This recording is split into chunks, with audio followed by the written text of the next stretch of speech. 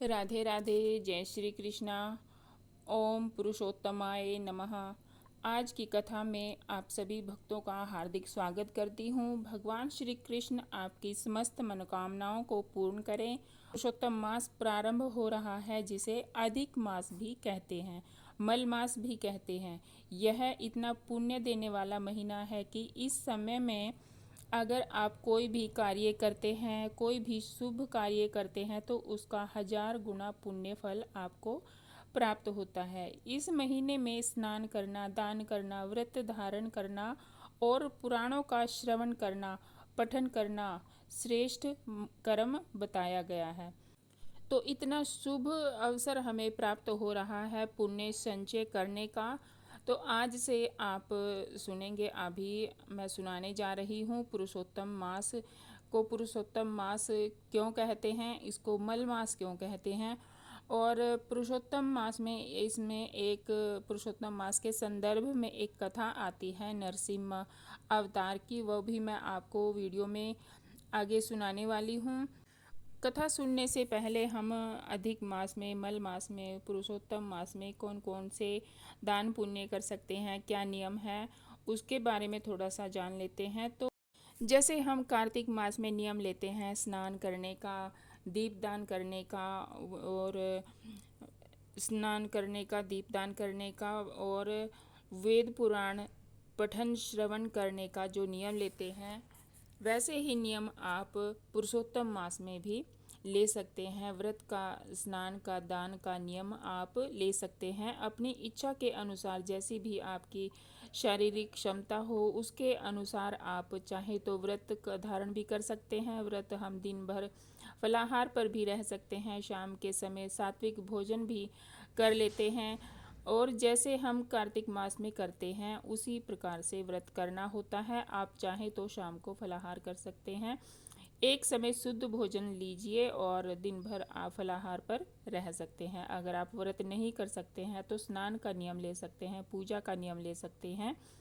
ब्रह्म मुहूर्त में उठकर स्नान करना होता है। स्नान करने के बाद शुद्ध वस्त्र धारण करें, सूर्य भगवान को जल अर्पण करें, घर के मंदिर में श्री भगवान विष्णु जी की पूजा करें, तुलसी महारानी जी को जल दें, जल अर्पित करें, तुलसी में दीप दान करें। घर के आसपास कोई भी वृक्ष है तो वहाँ जाकर भी आप दीप दान कर सकते हैं, जैसे पीपल का वृक्ष हो, आंवले का वृक्ष हो। इसके अलावा कोई भी मंदिर में जाकर भी आप दर्शन करने जा सकते हैं, पूजा करने जा सकते हैं, जैसे कि आपकी इच्छा हो। और सुबह सुबह जितना भी आपके पास समय हो उसके अनुसार आप नियम लें, और जब भी आपके पास समय हो उस समय आप पाठ कर सकते हैं, पुराणों का स्तोत्र पाठ कर सकते हैं, नाम जप कर सकते हैं, मंत्रों का जप कर सकते हैं। गुरु द्वारा प्रदत्त मंत्र जो आपको मिला है उसका भी आप अधिक से अधिक संख्या में जाप कर सकते हैं। इष्ट के मंत्रों का जाप आप कर सकते हैं, जो भी आपके इष्ट देव हैं जिनको आप अपना इष्ट मानते हैं। अगर आप यह पाठ हर रोज करते हैं तो आपकी आर्थिक स्थिति अच्छी रहती है, और जगत के पालनहार भगवान श्री हरि विष्णु जी और माँ लक्ष्मी जी दोनों की संयुक्त कृपा जब प्राप्त होती है तो जीवन सुखमय बीतता है। क्योंकि देखिए, किसी भी धर्म को करने के लिए अर्थ की आवश्यकता होती है, और अर्थ माता लक्ष्मी की आराधना अत्यंत आवश्यक है, वह भी श्री हरि विष्णु जी के साथ, ताकि संयुक्त रूप से आपके घर में विराजमान रहें। और आपके पास अगर समय है तो ज़रूर पढ़ा कीजिए, कोई भी आपके पास जो भी पुराण है, श्रीमद् भागवत गीता है या फिर रामायण है, आप ज़रूर श्रवण कीजिए, पठन कीजिए। और मल मास में आप दान कीजिए, कोई भी वस्तु आप दान कर सकते हैं। जैसे अगर आप चाहें तो अन्न दान कर सकते हैं, धन का दान कर सकते हैं, इसके अलावा फल सब्जियां भी आप दान कर सकते हैं। प्रतिदिन कोई ना कोई वस्तु का दान करें, संकल्प लें। जैसे वैसे बहुत से लोग हैं जो 33 की संख्या में प्रतिदिन वस्तुएं दान करते हैं मल मास में। तो यह देखिए, वो तो आपकी इच्छा और सामर्थ्य के अनुसार है, तो जैसा आप कर पाते हैं प्रतिदिन वैसा आप दान कर सकते हैं। नहीं तो अंतिम दिन जो उद्यापन का दिन होता है उसमें आप दान कर सकते हैं अपनी इच्छा और सामर्थ्य के अनुसार। तो यह थी छोटी सी जानकारी पुरुषोत्तम मास में, मल मास में जो नियम आप ले सकते हैं, कौन कौन से नियम ले सकते हैं इस विषय में। और अगर आपका कोई प्रश्न हो तो कमेंट बॉक्स में आप लिख सकते हैं, हमसे पूछ भी सकते हैं। आपके प्रश्नों का उत्तर आपको ज़रूर मिलेगा। तो आइए अब जानते हैं मल मास को मल मास क्यों कहा जाता है और उसको पुरुषोत्तम मास नाम इसका कैसे पड़ा। तो पुरुषोत्तम नाम पढ़ने का इसका जो बड़ी ही रोचक कथा है, उस कथा के अनुसार 12 महीनों के अलग अलग स्वामी हैं, पर स्वामी विहीन होने के कारण अधिक मास को मलमास कहते हैं। उसकी मलमास कहने से उसकी बड़ी निंदा होने लगी। तब इस बात से दुखी होकर मलमास पहुंचा भगवान श्री हरि विष्णु जी के पास और उसने अपना सारा दुख सुनाया। तब भक्तवत्सल भगवान श्री हरि उसे लेकर गोलोक पहुँचे। वहाँ भगवान श्री कृष्ण जी विराजमान थे। करुणा सिंधु भगवान श्री कृष्ण जी ने मलमास की व्यथा सुनी और उसे वरदान दिया कि अब से मैं तुम्हारा स्वामी हूँ। इससे मेरे सभी दिव्य गुण तुम में भी समाविष्ट हो जाएंगे और मैं पुरुषोत्तम के नाम से विख्यात हूँ और तुम्हें मैं अपना यह नाम दे रहा हूँ। आज से तुम मल मास के स्थान पर पुरुषोत्तम मास के नाम से जाने जाओगे। शास्त्रों के अनुसार हर तीसरे साल सर्वोत्तम अर्थात पुरुषोत्तम मास की उत्पत्ति होती है और इस पुरुषोत्तम मास के समय जप तप दान और से अनंत पुण्य की प्राप्ति होती है। इस मास में भगवान श्री कृष्ण जी की कथाएं, श्रीमद् भागवत गीता, श्री राम कथा और भगवान श्री विष्णु जी की उपासना की जाती है। इस माह में उपासना का अपना अलग ही महत्व है। इस मास में तुलसी जी की अर्चना करने का विशेष महत्व जो है वो बताया गया है। अब पुरुषोत्तम मास में एक कथा आती है पुरुषोत्तम मास के संदर्भ में, वो ही हम आपको सुनाने जा रहे हैं। तो हमारे पुराणों में पुरुषोत्तम मास बनने की एक बड़ी ही रोचक कथा है। कहते हैं कि दैत्यराज हिरण्यकशिपु ने अमर होने के लिए तप किया था। तब ब्रह्मा जी प्रकट हुए और वरदान देने के लिए।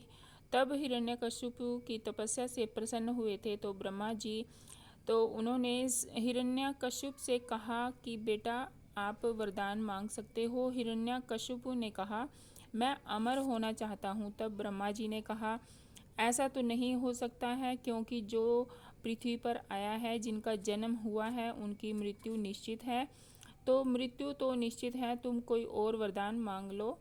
तो हिरण्यकशिपु ने अपने चालाकी दिमाग से एक वरदान मांगा। उन्होंने वरदान मांगा कि मैं आपके बनाई हुई किसी भी चीज़ से ना मरूं, ना आपके बनाए हुए 12 महीनों से मरूं, ना किसी मनुष्य से मरूं, ना पशु से, ना दिन में ना रात में, ना घर के अंदर ना घर के बाहर, ना किसी अस्त्र से ना किसी शस्त्र से। तब ब्रह्मा जी ने यह वरदान दिया और वरदान देकर चले गए। तब इस वरदान के घमंड में वह स्वयं को ही भगवान मानने लगा। उसने अपने राज्य में भगवान के नाम लेना बंद करवा दिया। लेकिन उसका पुत्र प्रहलाद बचपन से ही भगवान श्री विष्णु जी का परम भक्त था। हिरण्यकशिपु ने प्रहलाद को बहुत समझाया, डराया और दंड भी दिया, लेकिन प्रहलाद हर समय नारायण नारायण का जाप करता रहा। राजा ने उसे मारने के कई प्रयास भी किए। विष दिया गया, हाथियों से कुचलने की कोशिश की गई, ऊंचे पर्वत से गिराया गया, आग में बिठाया गया, लेकिन हर बार भगवान श्री विष्णु जी ने अपने भक्त की रक्षा की है। तब खंबे से प्रकट हुए भगवान एक दिन क्रोधित होकर हिरण्यकशिपु ने प्रहलाद से पूछा कि तेरा भगवान कहाँ है। तो प्रहलाद ने उत्तर दिया भगवान हर जगह है। राजा ने महल के एक खंबे की ओर इशारा करते हुए पूछा क्या इस खंबे में भी है। तो प्रहलाद ने कहा हाँ पिताश्री, इस खंबे में भी भगवान श्री हरि विष्णु जी हैं। तभी हिरण्यकशिपु ने गदे से खंबे पर प्रहार किया और उसी क्षण भयंकर गर्जना के साथ भगवान नरसिम्हा प्रकट हुए। हिरण्यकशिपु का अंत निश्चय था। भगवान नरसिंह ने पूरी तरह से मनुष्य न तो मनुष्य ही थे और न पशु ही थे।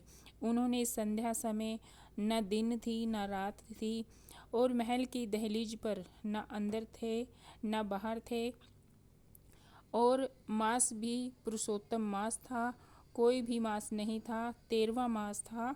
और उन्होंने हिरण्यकशिपु को अपनी गोद में रख कर अपने नाखूनों से उसका वध किया, न अस्त्र से किया न शस्त्र से किया।